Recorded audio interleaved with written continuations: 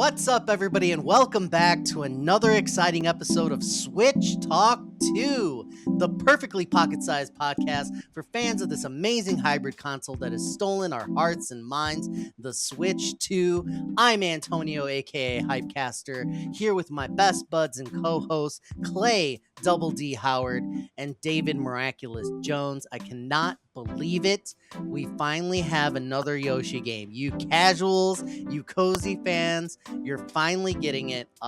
Clay is the only one who has played this game of the trio of us, so it's going to be a Clay heavy episode. Get ready. We're going to hear his thoughts on Yoshi and the Mysterious Book. But before that, we have a get to know you question. We want to get to know you. You want to get to know us. We want to get to know each other. Let's explore a little bit. Cozy games, Yoshi, he is a staple now.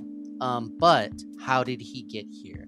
I wanted to hear your thoughts about what you think Yoshi games, what makes them special. Um, I'll start. And I think that it being like Yoshi's Island to me is the standout. I think we all kind of fell in love with the character when he took like center stage. And the art style and the big swings that they take, I think kind of, I don't want to say it started with Yoshi, but he's definitely one of the franchises where they take those chances to mix things up. The storybook slash like heavy outline slash like all the colors in Yoshi's Island like was just really interesting. And it was at the right time for the hardware, I think, where they could pull off something like that, and it was kind of impressive. So every Yoshi game that I see, I am interested and or impressed by the visual style. And that's what kind of brings me in. But then that like this is a baby game type thing comes up, and then I end up passing and like not like fully devoting myself to it. David, do you like Yoshi as Yoshi games like up your alley? Like why or why not? I Um, guess. I mean, definitely, if you count Yoshi's Island as like a Yoshi's game, definitely that one, even though it was kind of marketed as a mainline Mario game at the same time back then. Um, that's definitely a classic. And I was super excited for when Yoshi's Story first came out for N64.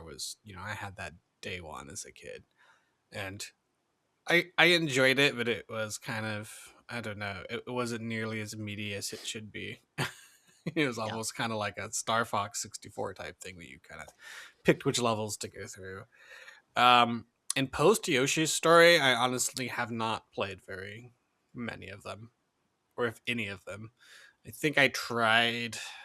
I've tried the one at DS on DS, Yoshi's Island DS, but it didn't really like. Just felt like a counterfeit. Most of them after Yoshi's Story were not first party developed. They were like kind of outsourced. hmm If you could, as a secondary question, because this kind of matters a lot to me. You know how like there's Yoshi colors and Yoshi variants? Like, what's your favorite?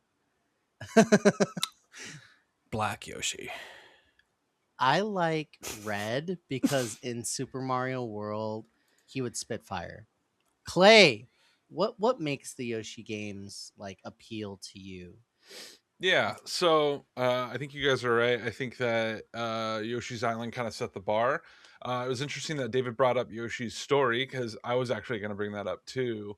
I think that game kind of cemented a lot of what I like in a Yoshi game, which is odd because David's right. It's not like the best game by any means. They took a really good Yoshi's Island, which was very, lots of action, lots of exciting things happening. And then we went to this N64 game that was way slower and way more like just different and quick. It was a short game. It didn't take very long to beat it. Levels, you could finish them before you actually got to the end of the level. Anyway, what Yoshi's Story taught me was what I love about a Yoshi game is less of the gameplay, which sounds weird, and it's just more of the art style, the music, the sound effects, the ambiance.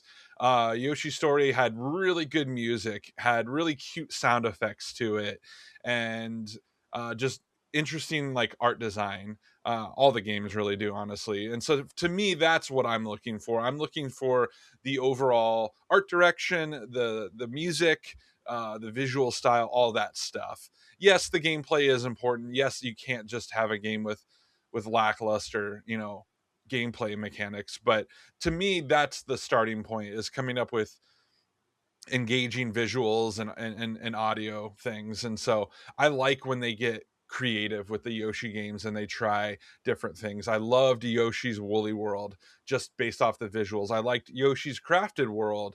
Once again, just kind of a new unique thing. And so they've tried some different things over the years. I've dipped my toes in almost every Yoshi game. I played a lot of the mobile ones. I got Yoshi's Touch and Go back when it first released. I got Yoshi's Island DS. I even played Yoshi's Safari with the bazooka back in the day on the on the SNES. Whoa, Like, I whoa. love that game. And so I wouldn't say I'm like the biggest diehard Yoshi fan, but I was definitely excited when they announced this. So I was stoked to pick it up. I gotta agree about this music and sound effects. I mean, the yelp when you like eat Hmm. something, the like as he's like trying to jump and like he has that flutter. It's just iconic. There's nothing like it. He controls really well a lot of the time, and then when you get into like the egg throwing, with which is like they have different spins on that. But I think it is fun to control, jump, and like move around these worlds with this character, and it is kind of that, because of that floaty jump, because of like the stakes that they put in these games. I think it really is for kids, and like we have to remember, as we age, I'm like 40 something now, and I played Yoshi games back in the day, so we all came up with them. But there's this whole generation that like they don't need Dark Souls right now when they're 5 6. They just need something colorful that's gonna like uh fairly challenge them, but really just be a good time to amaze them. And it seems like Yoshi hits that and what it's going for. So we're talking today again about Yoshi and the Mysterious Book. This is a Nintendo Switch 2 exclusive 2D puzzle platformer. Again, this is published by Nintendo, developed by Feel Good slash Nintendo. Clay, this game, does it hit what a Yoshi game is supposed to do? And where would you rank it compared to other Yoshi games? Is this like, oh wow, a standout? This is like the best Yoshi's ever been. Talk to me a little bit about it. Yeah, so uh, I think if you go into this game expecting a Yoshi's Island game, you're going to be disappointed. That's not what this is. Ouch. I don't think Nintendo's ever come out and said that like Yoshi's Island is like the quintessential, like that is a Yoshi game. So Yeah. I think a Yoshi game can be whatever, it wants to be. And they've proven that a couple times now. And so this game to me feels very different. And real quick, let me just go ahead and like give you kind of the sales pitch of what this game is in case anybody doesn't understand, and then I'll explain to you if I think it fits or not. But essentially, this is a 2D platforming field exploration simulator of sorts, where you're taking kind of a field journal and you're going out into these levels, and then you're interacting with a creature and trying to get it to do things. Um, Mm. think about like how when you would go into, I saw somebody online explain it this way. It's like when you go into a game and you just try experimenting until you get something to do something weird so that you get a weird achievement for it, but do that Oh. 800 times. This is basically what this game is. And so it doesn't hold your hand very much. It kind of like it sets it up in the game, but then once you get in there, you're just like you get thrown into a level and you're just experimenting. You're just trying to figure it out. You're picking up these characters or having them on your back or whatever, and it's up to you to try to get this animal creature thing to do as many different things as you can get it to do before you exit a level, more or less.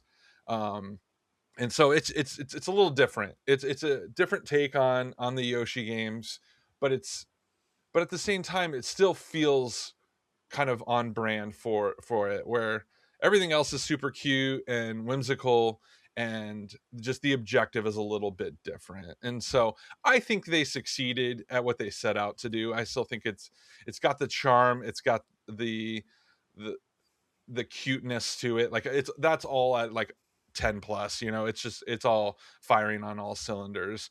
Is this game for everybody? No, you know, but are Yoshi fans probably going to be happy? I think so. But like I said, if you're going in expecting 80 levels, a long game. This is not a long game. This is a short game. It won't take you super long to get through.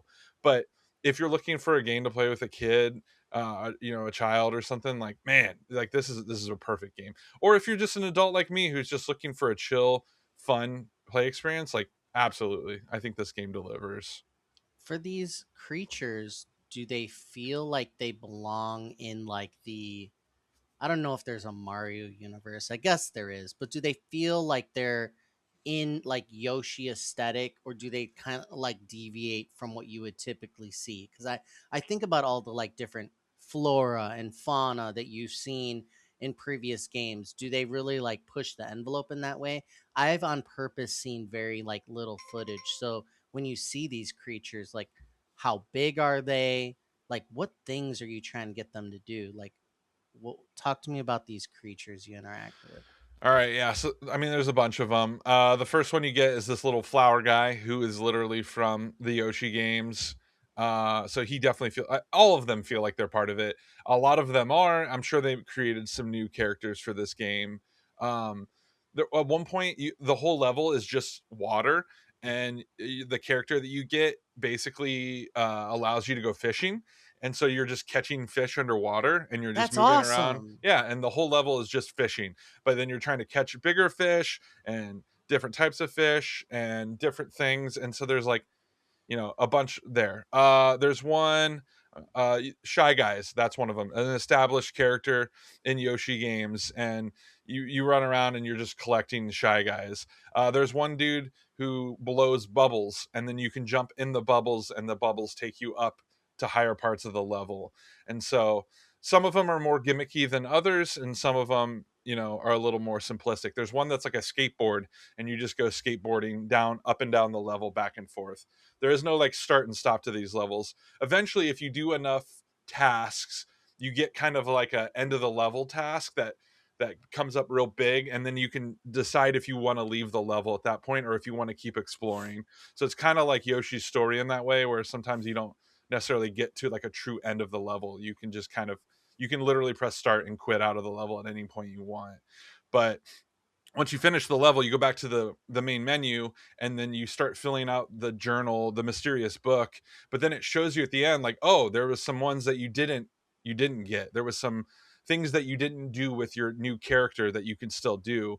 And so at that point, you could go back into the level and try to figure it out. And so the intention of this game is to not 100% every level right at the beginning. I think in theory you could, but the likelihood you're probably not going to. And so you could go back later, and you can spend your coins to like get hints of what you might have missed and different things like that. So um like I said, it's quick to get through, but there is an intention of you going back and like trying to figure out more about these characters as you play through.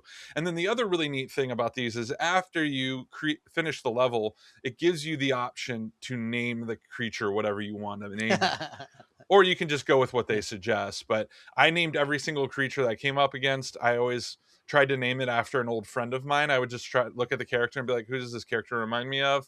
So both of you got named in my game, Nice. and Nice. Yay. Woohoo. and I just so said I this like that. pictures. Yeah, it's kind of like, I don't know if you guys know Nuzlocke or whatever in Pokemon. Like, it's a way to play through the games where you name every Pokemon you capture. It makes you more emotionally tied to them, and so like Oh. I felt that a little bit with this game, and I could just see people like with their kids being like, "What would you name this creature?" And kids just being like, "Poop Beetle," and you're like, "Okay, Poop Beetle it is," and then it's just named that for the rest of the game or whatever. And so like I could see that being really fun with kids, just giving them an opportunity to learn about these creatures, and then they get to name it, and then you see a book with all the names and stuff. It's just kind of, it's cool. I like it. This premise, like at first I was skeptical, but like you're talking about a mix of gameplay that seems like it can't miss. Like, oh, riding in a bubble. Like, I love that when they do that in the games of skateboarding, fishing. Everybody likes fishing. It seems like it just has like endless potential for good ideas as far as mixing things up. That really appeals to me. David, what you're hearing so far, like what what about this game again? Because I feel like Nintendo really has to earn your dollars this go Mhm. around, and that's fair. But when you look at a Yoshi game, like what about it could put you over the edge to say, hey, I'm gonna dip into this platformer now, or what is kind of putting you off? I think it would just have to feel like this is I don't want to say that marketing is important, but I think for something like this, it almost is. Like, it has to feel like this is a big deal for like Nintendo. Yeah. Mhm. Like this isn't just another sort of, because they've been putting out kind of like these low key Yoshi games forever, which get barely they come out, but they get barely talked about outside of the hardcore Nintendo circle. Like, just Hmm. to be honest, Yeah. um, like I would say if I saw, say, maybe like a fully 3D like Yoshi game, almost like how they did with the most recent Kirby game, which felt like more of a big deal than a standard Kirby game. Mm. Like if they did something really out of left field, where it's not just sort of remaking Yoshi's story with a slightly different twist. Not that that's what this game is, but they've all been kind of like, some weird twist, a unique kind of either cardboard art style, storybook art style, some kind of sort of crafty art style, and then a new gimmick or so, and always usually 2D, and that's typically what they've been doing. And those games I haven't been. I've thought about buying them before, but then they usually kind of get mid reviews, and I just like, well, that's probably not worth full price, and then I just never get around to it. But I think I'd be interested to dip again if there was like a full fledged, like, Nintendo puts their best people on it again, which they haven't done in a very long time, and they do something really like, well, AAA for Nintendo, like, go all in on the 3D or something like that. I think I might buy it again. Not that I wouldn't for some of these other ones, but I just don't think I'd play full price.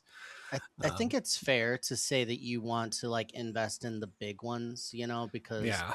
money is of the essence right now. For me, I think that what you can do is you can deliver a game for a younger audience that's less challenging, but put optional things in where it's like, okay, as you go through, there's something for the older audience, like something who wants to challenge. Like I think about this platformer I keep talking about on Megadads called Magic Hat, and it has these optional red gem collectibles, and you have to do something significant platforming wise to do it like fast, or get through a particularly dangerous gamut to get the reward. And then you got to get three of them in the level without dying, and it's all optional. You can get to the end for the kids, but then you can do that. Is there anything at all like that? Would you say, Clay, for like the maybe an older audience who wanted a little bit more pushback from this? Not as much, and maybe there's an argument in there somewhere, but not that I can think of.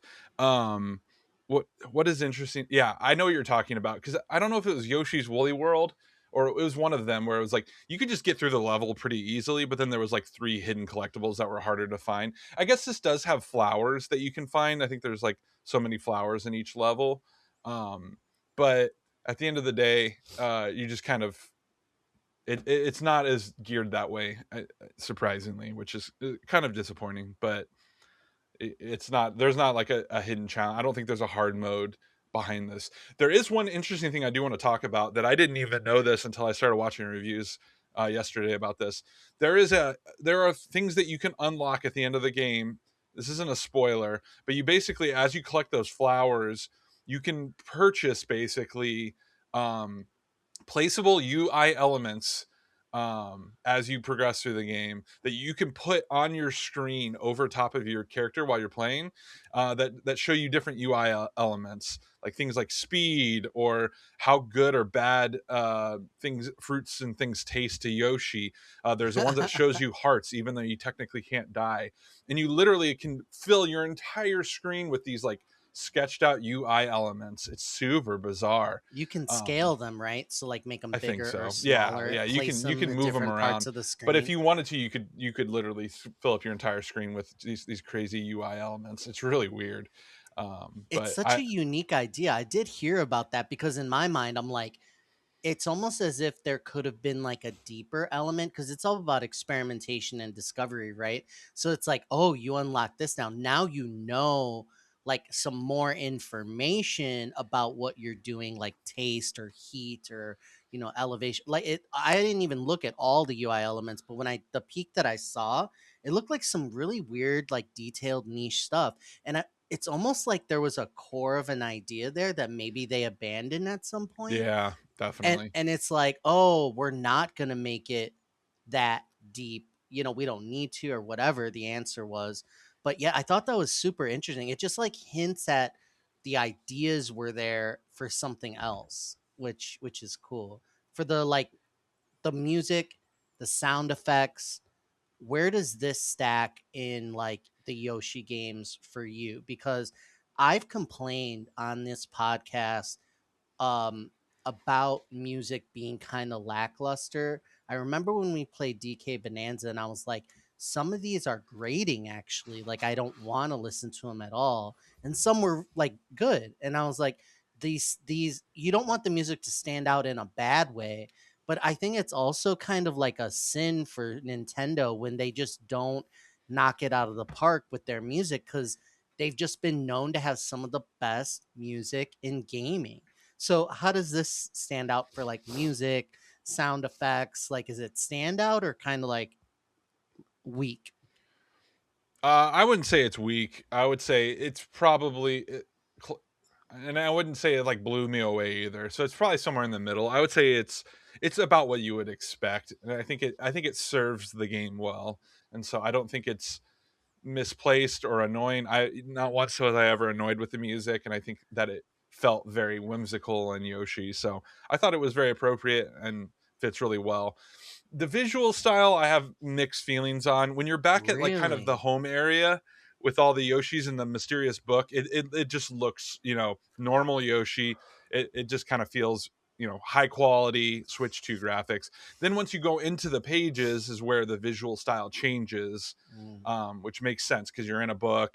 And so the backgrounds are kind of sketched out. When you load into a game, there's like no color, but then as you move in, you get more color. Visually, to me, it just lacks a little crispness. And really? so Okay. I don't dislike it. It's just not my favorite. But once you start playing it, kind of you think you're looking at a Yoshi and you don't really think about it, and it works. And so I appreciate they tried something, and I don't think it was a failure. It's just not my favorite visual Yoshi style that's been in a game. But I appreciate that they didn't just go, here's a normal looking Yoshi game. Like I appreciate that they tried to do something visually different, and so I prefer that over the alternative of just going normal looking. So I'm here for it. I thought in motion the visuals looked really good. I had seen stills before and I was like, eh. And then in motion I was like, oh, okay. Now I like understand. But it's interesting that the visuals didn't like kind of blow you out of the water. But yeah, it's a shame. Again, I think for a title like this, especially for a character like this, especially, it's a shame. I do think that Nintendo's kind of not phoning it in, but why not have like amazing music? Like, what happened? Like, were the composers, or does it really take a lot of money to find the talent to do this? David, do you have any thoughts on that and like kind of the potential of what Yoshi could be and what is being delivered? I mean, I think I got talked about that a little bit. I just don't think it's a prior. The franchise isn't a priority for Nintendo the way other ones are. Mm. They've been outsourcing it for so long, or just kind of doing these kind of like 2D games that are for quote younger audiences for so long that like. And I think that really started with Yoshi's Story. Though I do think they tried a lot with Yoshi's Story, and I have a lot of nostalgia for that game. It really feels post that they decided that okay, yeah, Yoshi is our younger audience game, and we're not gonna probably work on it that hard. And I think they just need to make it a priority again. And I'd like to see. I mean, I know they did like some follow ups to Yoshi's Island, but Again, they seem like kind of have the same problem of being kind of outsourced. But I'd like to see a proper follow up to Yoshi's Island, um, like fully 3D, kind of like we did with like Donkey Kong Bonanza, where we took like a franchise that hadn't really been a priority for Nintendo for a long time and made it a priority. So I think that's kind of what has to happen. Just get the first party teams on it, get the big boys and big guns, and have them like come up with something that honors the past while does something entirely new. Interesting. This Good Feel, which is the developer, Japanese video game developer, they focus on educational games, Hmm. and they started out on Nintendo DS. They did Wario Land Shake It on the Wii. They did uh, a couple Castlevania games, I believe. Their mainstay was Kirby's Epic Yarn. That was like the big one that they did for Kirby. And as far as Yoshi's Woolly World on the Wii U. Okay. So this all kind of makes sense about like kind of the level they're delivering. I just uh they did Princess Peach Showtime, and now I'm all now I'm all on the same page as David about like kind of what's going on here. Do you remember Poochie? Uh Oh yeah. Poochie Oh yeah. Poochie was Poochie was interesting. I think that the potential is there for Yoshi to take center stage. Nothing's holding him back, because if you look at like Donkey Kong, just me, prior to Bonanza, I would say, yeah, he's interesting. He could do a move set. They really like leaned into his strength and destruction. And what did they do? They gave him morphing abilities. But what does Kirby and Yoshi both have? They are like, oh, I eat this, I can do this. I already have like an interesting move set. uh, if it's me and I'm Nintendo and I'm looking at potential, I just see like the sky's the limit for Yoshi, because there's a lot of good history there, a strong character who's very versatile. The music and Yoshi's style, if done amazingly, I think could be a super hook. In fact, even this game has me on the fence, because nothing that I'm hearing is really detracting me. I'm looking at things now like Clay was like, "Oh, you and your daughter would love this." It's like, you know what? You're totally right. I'm like, this is what this is for. Like they're trying to do what they're trying to do. Clay, anything else that you would like to see maybe different about the game, if you had like area for improvement, or something that you don't want people to go away with saying, "Oh, well, don't forget about this because this is actually pretty cool and stand out." I No, I mean, I get where David's coming from, just simply saying like I would love a new, Yoshi's Island game, or I would like, a complete refresh, maybe throwing some more money at it, budgeting for a bigger game, allowing for more a studio to have more time with a game like this. That's all speculative, but I don't know. But for me, like I agree with all of that, but I would also say like just keep experimenting, keep trying different things. And I like that Yoshi and Kirby are these games where they can try different things. But it's when they kind of phone it in that it feels a little it doesn't hit the mark completely. And so like it's not always going to be a success, but I appreciate that they're trying different things. I appreciate they're trying different art styles and trying to come up with different ways, not just starting on the left side of the screen and walking to the right until you get to the end of the level and collecting things, but they're like, how can we make something unique and different? So I'm here for it. Keep it coming. Well, that's going to do it for another exciting episode of Switch Talk 2. Thank you so much, everyone, for listening. We will continue to cover all the latest, greatest games coming to Switch and Switch 2. We really appreciate you being here. Thank you so much for listening. We will catch you next time.